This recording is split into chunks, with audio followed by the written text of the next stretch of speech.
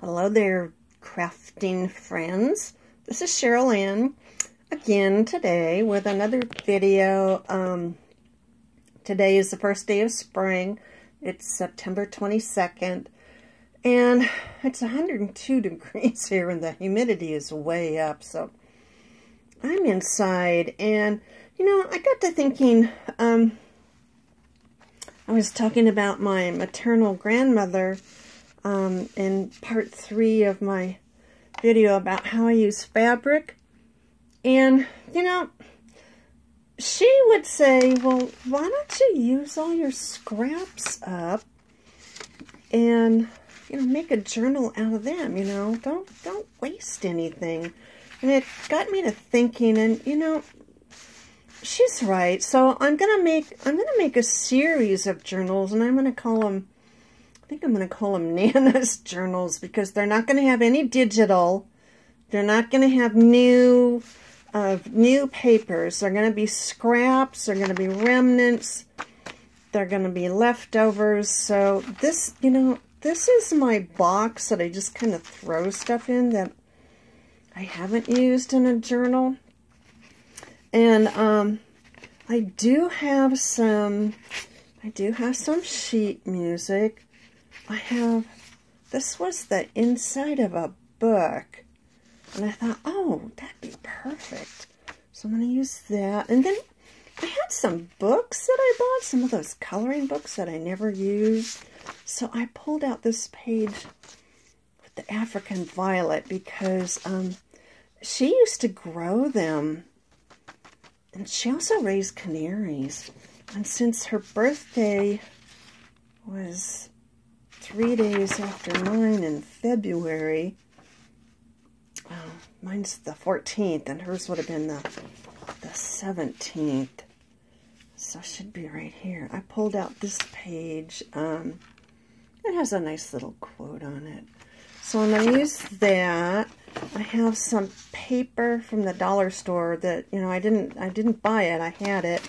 I had a page of composition book paper that's already tea stained, and I had some pages from, I haven't used these. These are, I think, they're either tea or coffee. I don't remember now. I have a whole bunch of graph paper that's tea dyed. I even have some papers that have fabric already on them that I haven't used. So they will be going in there. And I don't really mind if they're a little shorter. Like I found, this is one of the books that I gutted, but I haven't used. See, that's going to be a little shorter, but that's okay.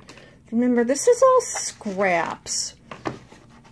Then I have I do have some tea-dyed paper. And then I've got a bunch. I got a bunch of fabric, and I'm going to use these fabric scraps. So these are all scraps, and, I don't care if they don't match, or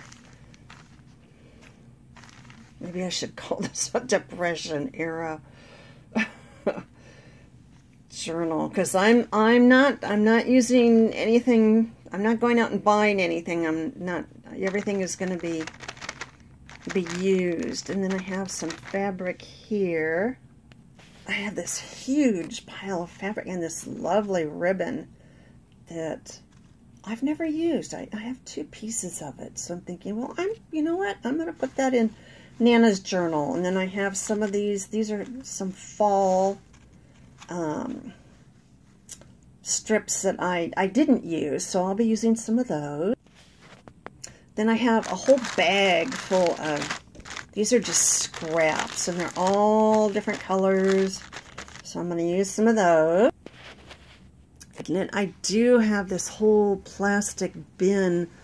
This is full of remnants and scraps. Oh, there's that beautiful leaf one.